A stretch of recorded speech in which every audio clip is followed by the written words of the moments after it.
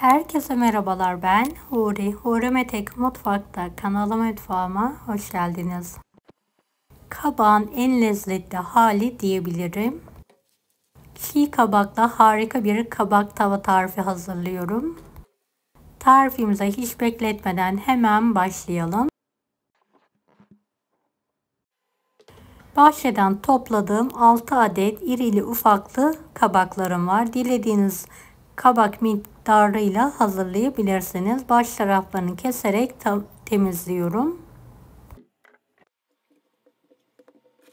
Evet, kabaklarımızı rendeleyelim.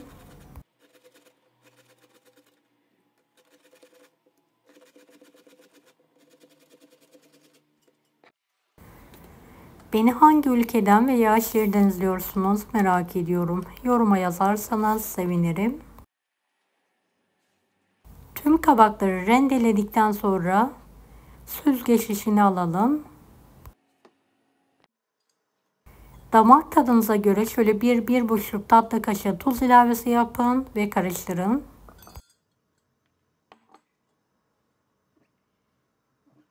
Bu şekilde en az 1-1,5 saat tuzlu bir şekilde kabaklarımızı bekletelim.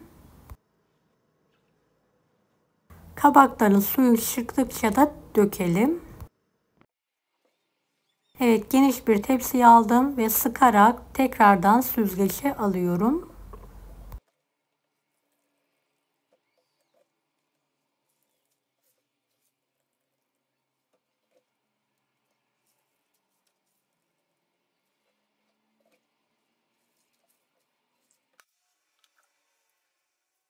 Kabakların suyunu iyi bir şekilde sıkmamız çok önemli.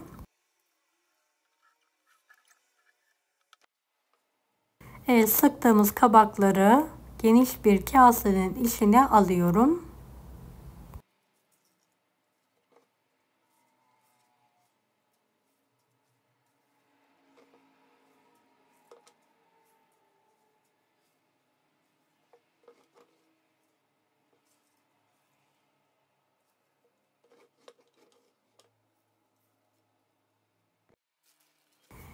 Şöyle balık unlar gibi mısır unu serpelim.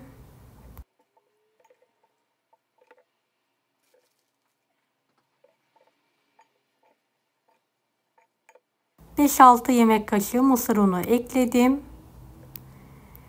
Evet, mısır ununu ekledikten sonra her tarafına gelecek şekilde elimizle karıştıralım.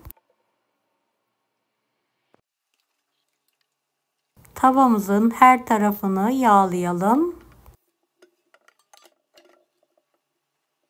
Mısır unlu çiğ kabağımızı tavaya bastıralım.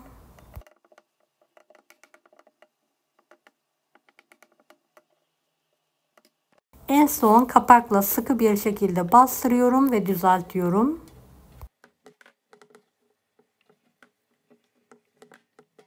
Üzerini tekrardan yağlayalım.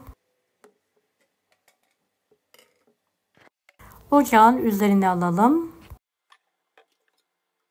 Büyük ocağı orta şekilde ayarlayalım ve pişirmeye devam edelim. Tavamızı kapak yardımıyla ters çevirelim. Tekrardan yağlayarak tavaya alalım.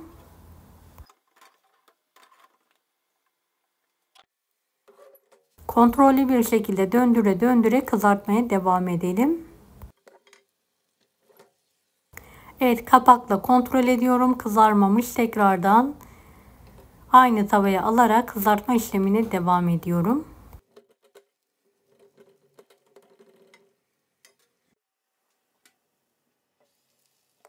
Evet, nar gibi kızaran kabak tavamızı servis tabağına alıyorum.